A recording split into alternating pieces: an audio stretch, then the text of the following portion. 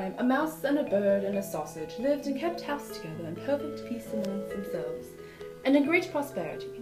It was the bird's business to fly to the forest every day and bring back wood.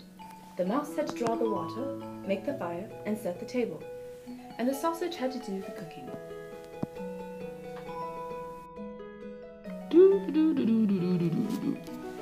Excuse me. What are you doing? What does it look like? I'm getting wood for my house.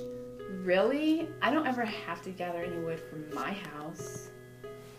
When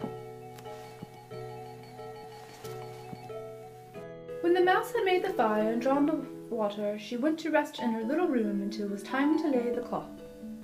The sausage stayed by the saucepans, looked to it that the victuals were well cooked, and just before dinner time he stirred the broth and stew around himself, so as to enrich and flavour it. Then the bird would come home and lay down his load, and they sat down to table.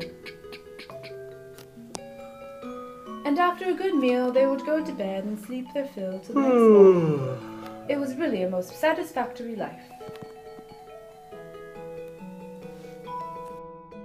But the bird came to the resolution next day never again to fetch the wood. Ah, this is the life. What are you doing?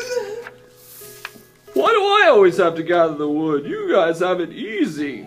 So what do you think we should do instead? Well, I have an idea. So they drew lots to settle it, and it fell so that the sausage was to fetch wood. The mouse was to cook, and the bird was to draw water. Yeah.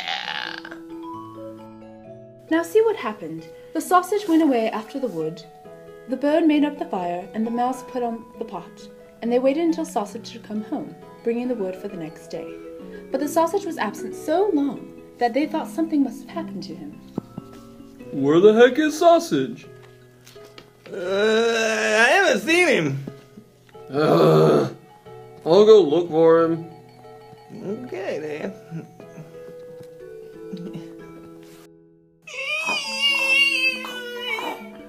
Hey, what are you doing? What to do you? You just ate my roommate. He had it coming. What do you mean? He stole from the wrong dog. Sausage had to go. I'm gonna report you. Who's gonna believe some bird? You know what? I'm still kind of hungry. Well, all right. Well, you have a good day. Sorry to bother you. Yeah. The bird then very sadly took up the wood and carried it home, and related to the mouse all he had seen and heard. They were both very troubled, but determined to look on the bright side of things, and still remain together. Sad about that. And so the bird laid the cloth, and the mouse prepared the food, and finally got into the pot as the sausage used to do, to stir and flavour the broth. It goes something like this, I believe. Whoa, God! But then she had to part with fur and skin, and lastly with life. And when the bird came to dish up the dinner, there was no cook to be seen. Mouse?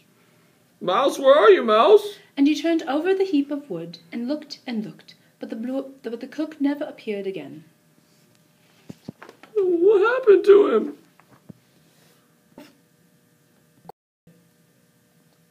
Oh, the fire's everywhere!